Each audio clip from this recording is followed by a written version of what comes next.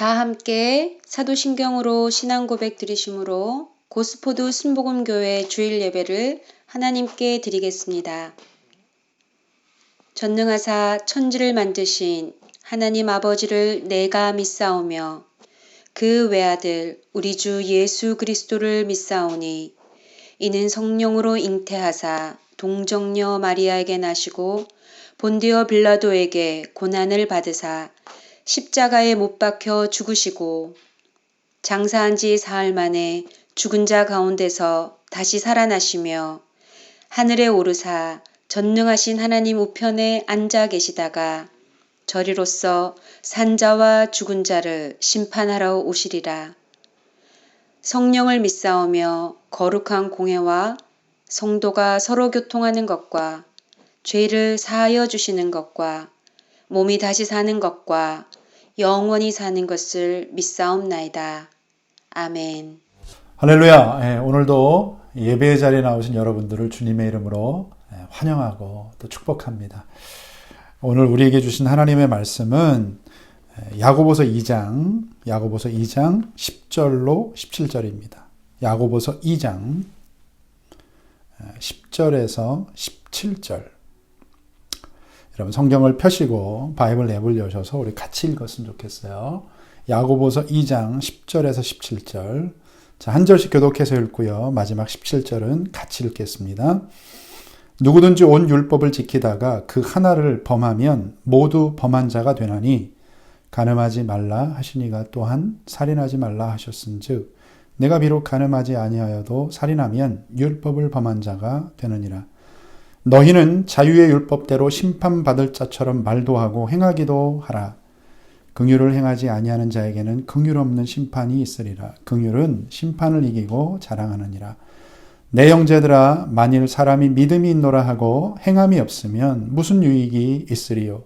그 믿음이 능히 자기를 구원하겠느냐?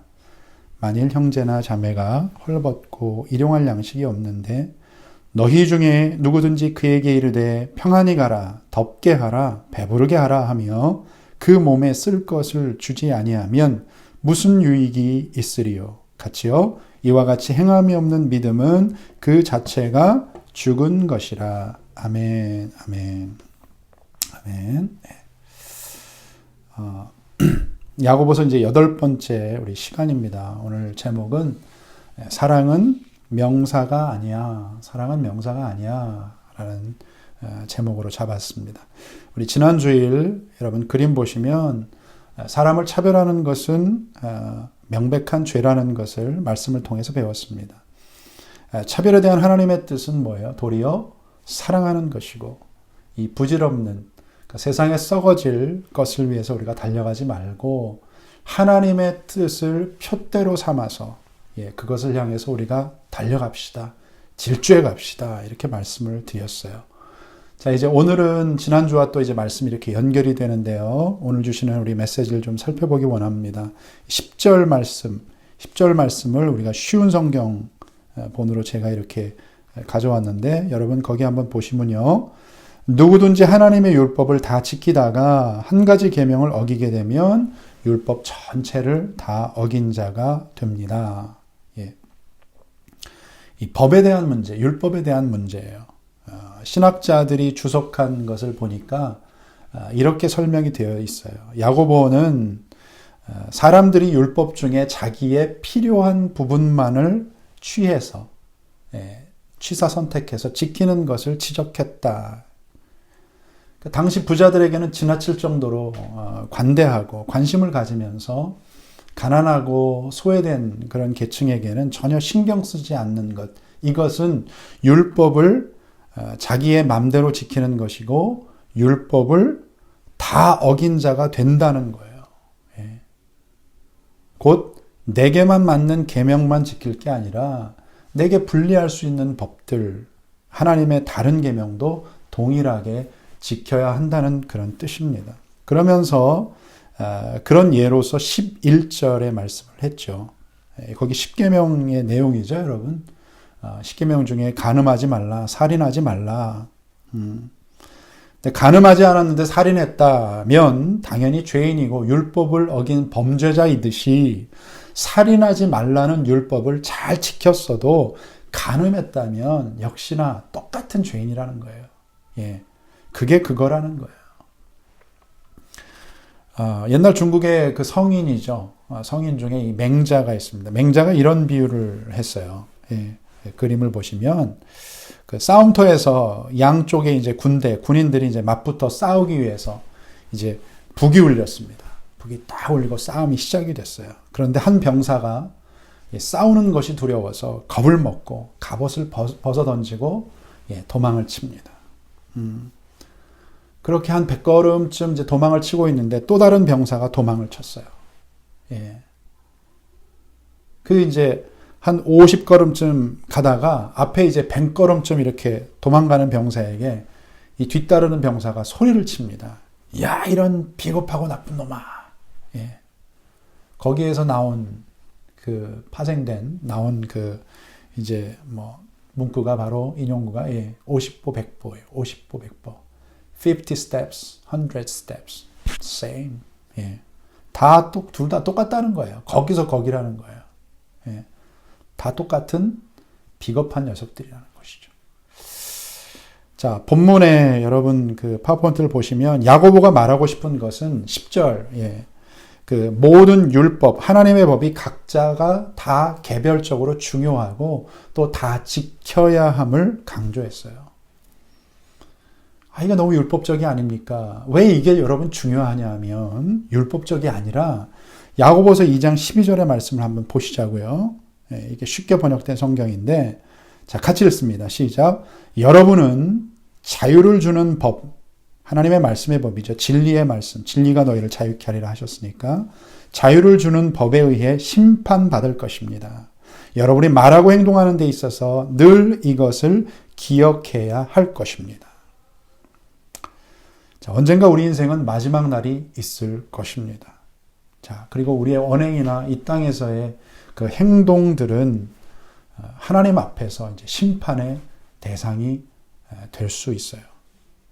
그렇기 때문에 이것을 인식하는 사람이라면, 그 다음 그림 보시면 코람데오, 라틴 말이죠. 코람데오, 하나님 앞에서 before the Lord, in the presence of God. 그러니까 바로 하나님이 내 앞에 계시듯한 그런 모습으로 그렇게 진실된 그리스도인의 삶을 살아야 된다는 거예요. 자, 두 번째 말씀은요, 이제 13절인데, 13절, 이게 쉬운 성경으로 번역된 성경인데, 우리 개역개정에는 이제 긍휼이라고 되어 있는데, 여긴 자비로 해석을 했어요. 우리 다 같이 읽습니다. 시작. 다른 사람들에게 자비를 베푸십시오. 그렇지 않으면 하나님께서 여러분을 심판하실 때 여러분에게도 자비를 베풀지 않으실 것입니다. 자비를 베풀었던 자는 후에 아무 두려움 없이 심판날을 맞이하게 될 것입니다. 아멘, 아멘. 예.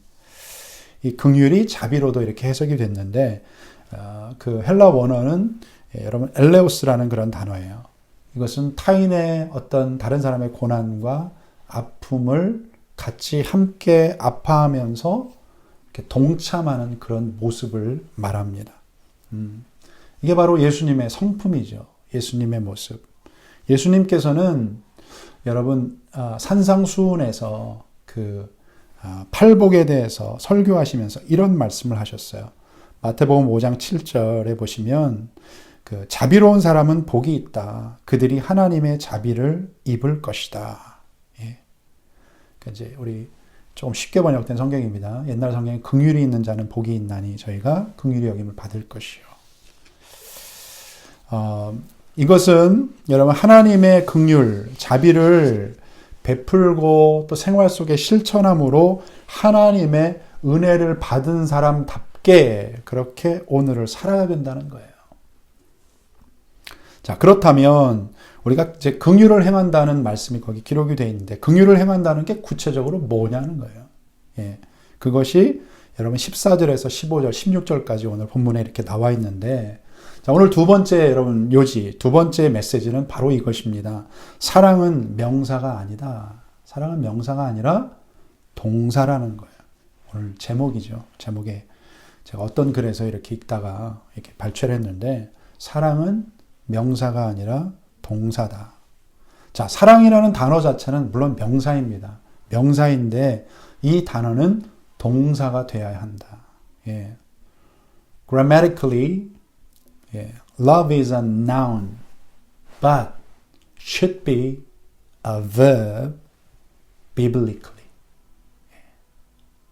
무슨 말인지 아시겠죠? 그러니까 문법적으로는 예, 명사가 맞지만 이것은 동사가 돼야 돼요. 예, 동사, 움직임. 움직여야 된다는 거예요. 예, 나타나야 된다. 표현돼야 된다는 거예요. 액션이 있어야 된다. 여러분, 이제 이런 예를 한번 드릴게요. 한국에서 이런 말 많이 들어보셨을 거예요. 그림 보신 뭐예요? 사랑합니다, 고객님. 고객님, 사랑합니다. 어떤 느낌이 드십니까? 예, 정말, 좀 사랑하는구나, 나를. 예, 이런 느낌이에요. 예, 이게 그런 말이 아니죠. 이것을 정말 진지하게 생각하면 문제가 생길 수 있죠. 예. 이것은 그냥 고객을 응대하는 그런 접대 응대용 멘트인 거예요. 자, 기독교에서 가장 많이 언급하는 단어가 있다면 다음 화면에 보시면 믿음과 사랑이에요. 믿음과 사랑. 믿음과 사랑은 뗄래야 뗄 수 없는 그런 관계에 있어요. 그러니까 예수님을 믿는 자라면 사랑해야 돼요. 이것은 우리의 의무이고 책임인 것입니다. 자, 그림을 보시면 성령의 여러분 9가지 열매가 있죠. 예, 그 열매 중에서 가장 첫 번째가 뭐예요? 갈라디아서에 보시면 성령의 열매는 오직 성령의 사랑과 이렇게 되어 있어요. 사랑. 이게 순서가 사실 있는 거거든요. 사랑이 먼저예요. 사랑이 먼저이고 열매라고 지금 말씀하고 있어요. 우리가 예수님을 믿는 사람이고 하나님의 영, 성령이 우리 안에 거하신다면 이 사랑의 열매가 여러분 거기 이렇게 열매가 이렇게 달려 있잖아요. 예, 그렇게 맺어지듯이 예, fruitful 열매가 맺어져야 한다는 거예요. 사랑의 열매. 근데 왜 이 열매가 중요한가? 자, 이 14절에서 17절까지의 말씀에서 야고보가 지적한 것은 이 가식적인 믿음의 모습이에요. 예. 자, 14절에 뭐예요? 14절 여러분 보시면 이런 것이죠. 만일 믿음이 있다면서 계속적으로 말만 한다면, 그러니까 입만 살아있다면 뭔 소용이 있겠냐 이거예요. 예. 이것은 그냥 립 서비스죠. 예. 좀 전에 말씀드렸던 사랑합니다 고객님인 거예요. 내가 예수 믿습니다. 나 교회 다녀. 고스포스모금 교회 다녀. 너도 교회 다녀. 교회 다니면 좋아. 교회 다니면 축복받아. 예. 그렇게 말하면서 실제 삶에는 사랑이 없고 자비도 없고 말씀을 적용하고 행하는 모습이 없고 예. 전도하고 선교에는 전혀 관심이 없어요. 그저 자기만, 나만, 우리 패밀리만 하나님께 사랑받고 축복받기를 원해요. 여러분 이것이 진짜 믿음인가? 만약에 이런 식의 믿음이면 여러분 교회를 오래 다녀도 실제는 아주 이기적인 그런 모습일 수 있습니다. 자, 오늘 주님께서 원하시는 우리의 신앙은, 우리의 모습은 어때야 될까? 예, 이기적인 게 아니에요. 이타적이어야 돼요. 나만을 생각하는 게 아니라 다른 사람, think others. 정지된 사랑이 아니라 뭐예요? 움직이는, 역동하는 그런 사랑이 되어야 한다는 거예요. 자, 이게 뭐예요? 이게 바로 예수님의 십자가예요. 주님의 십자가의 사랑. 다음 그림에 보시면 여러분 예수님이 어떤 분이셨어요? 그는 근본 빌립보서에 보시면 하나님의 본체라고 그랬어요. 그러니까 하나님이셨어요. 하나님의 아들이시고 하나님이에요. 하나님과 동등한 그런 위치에 계셨습니다. 그러나 자기를 비워서 자기를 nothing, 아무것도 아닌 존재로 이렇게 만드셔서 그 높고 찬란한 하늘의 영광과 그 권세를 버리시고 예, 이 땅에 사람으로 오셔서 우리와 같이 지내시다가 우리 인간의 인류의 모든 죄를 다 지시고 우리를 구원하시고 영원한 생명을 주시기 위해서 십자가에 죽으셨잖아요. 이게 예수님의 사랑, 십자가의 사랑이에요. 자, 이런 우리 주님의 사랑을 우리가 다 할 수 없죠. 그런데 작은 것부터 우리가 실천에 낼 수 있어요. 행할 수 있어요. 그러면 그걸 누가 할 수 있냐 하면 현재 내가 누리는 이 은혜와 축복이 나만을 위해서 주어진 것이 아님을 깨달을 때 가능한 거예요. 저는 오늘 말씀을 듣는 여러분의 삶 가운데 이런 깨달음이 있게 되기를 예수님의 이름으로 축원합니다. 자, 마지막 세 번째입니다.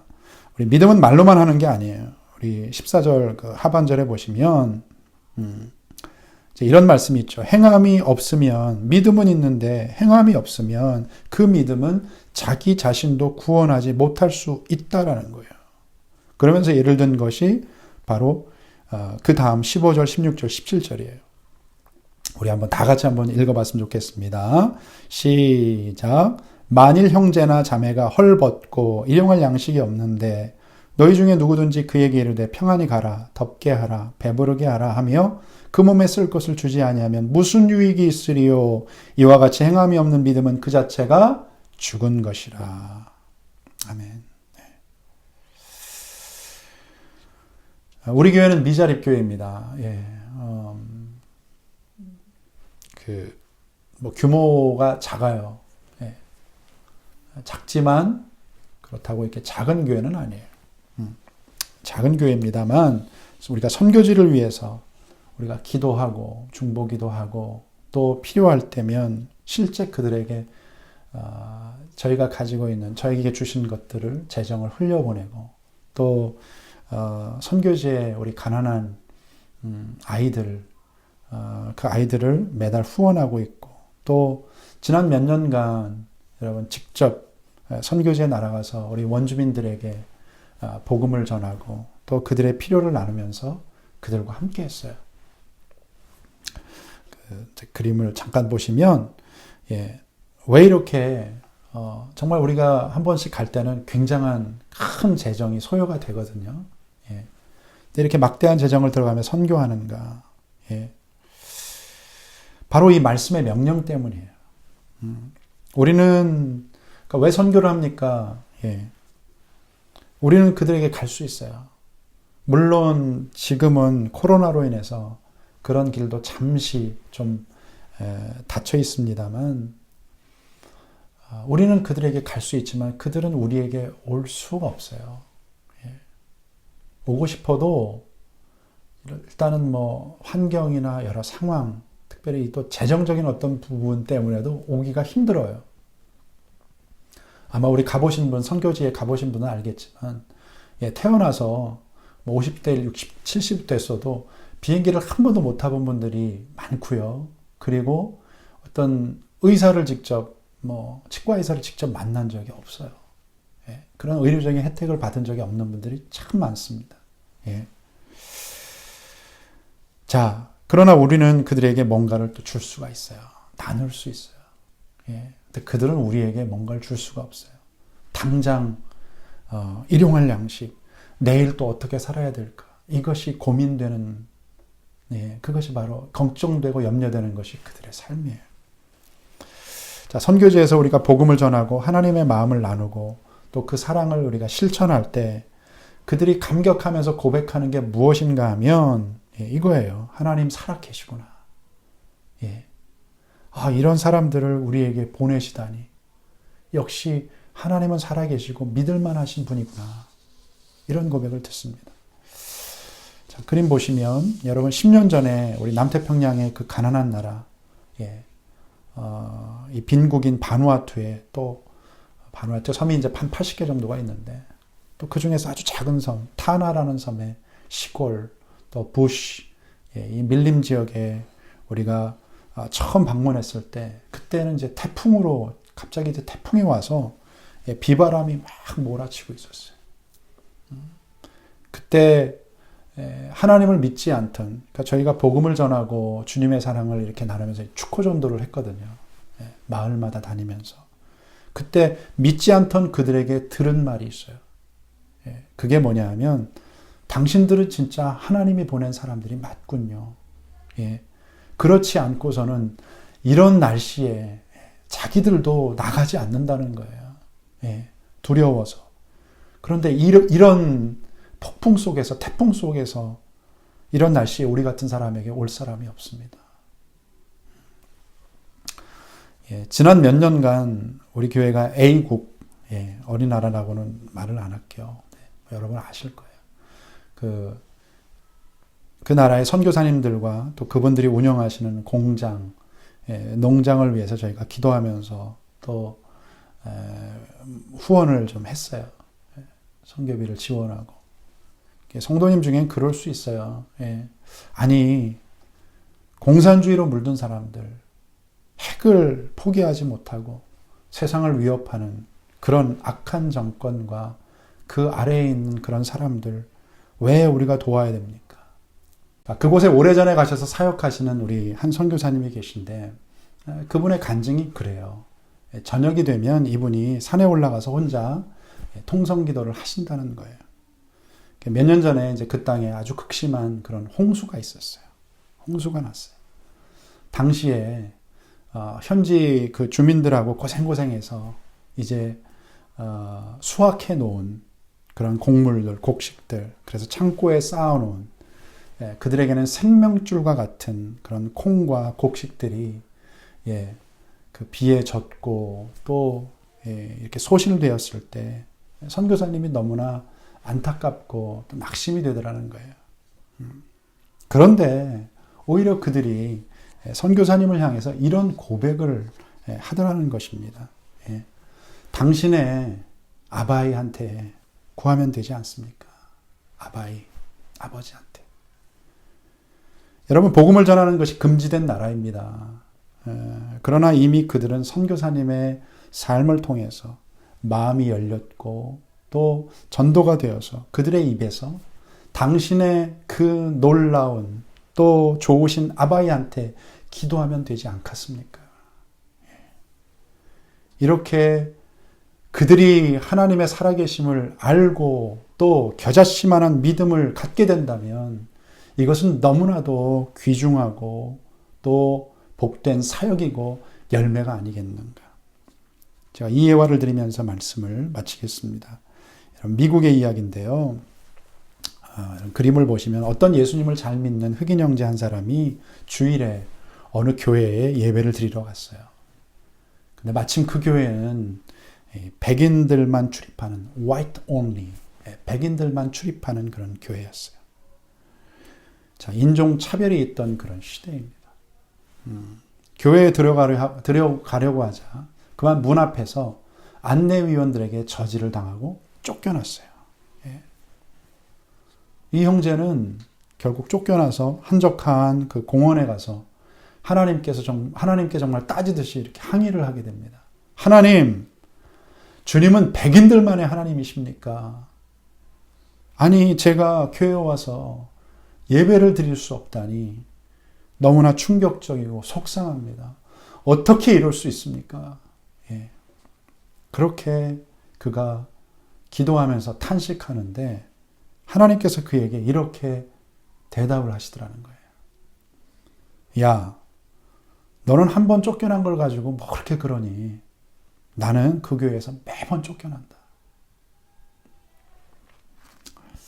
어쩌면 우리의 신앙생활이 하나님의 뜻하고는 전혀 다른, 아니 아주 상관없는, 그냥 우리끼리 즐겁다고 북치며 장구치며 아멘하고 있는 것은 아닌지. 우리 존경하는 선배 목사님 중에 김형익 목사님이라는 목사님께서 그 책에 이런 글을 기록을 하셨어요. 이 파워포인트를 보시면 하나님을 사랑하는가 자신을 사랑하는가, 여러분 한번 쭉 읽어보세요. 사람들이 하나님에 대해 별로 관심이 없습니다. 나의 필요를 채우기 위해서 하나님이 존재하시고 나의 필요를 위해서 교회가 존재하고 나의 필요 때문에 공동체가 필요합니다. 모든 것의 중심에 자아가 있습니다.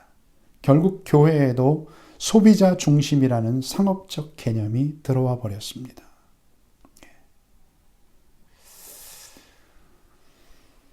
여러분, 이렇게 교회 공동체가 세속화되어서는 안 되겠죠. 네. 하나님이 원하시고 기뻐하시는 일이 무엇입니까? 여러분, 예수님께서 공생의 사역 중에 이런 말씀을 하셨어요. 그 앞에 보시면서 같이 읽습니다. 시작. 예수께서 대답하여 이르시되 하나님께서 보내신 일을 믿는 것이 하나님의 일이니라 하시니. 그렇다면 여러분, 예수님을 잘 믿는 성도와 교회의 참된 모습은 무엇입니까? 우리 야고보서 2장 우리 14절 우리 쉬운 성경으로 된 그 성경본 같이 읽고 마치겠습니다. 시작. 사랑하는 형제 여러분, 만일 누군가가 믿음이 있다고 하면서 아무 일도 하지 않는다면 그 믿음이 무슨 소용이 있겠습니까? 그 믿음이 그를 구원할 수 있겠습니까? 이 믿음과 함께 행함, 액션이 있는 그로 인해서 우리 모두가 구원에 이르는 믿음에 합당한 삶을 사시는 여러분들이 되시기를 예수님의 이름으로 축원합니다. 아멘, 아멘. 우리 한번 기도하겠습니다. 다 같이 기도합니다.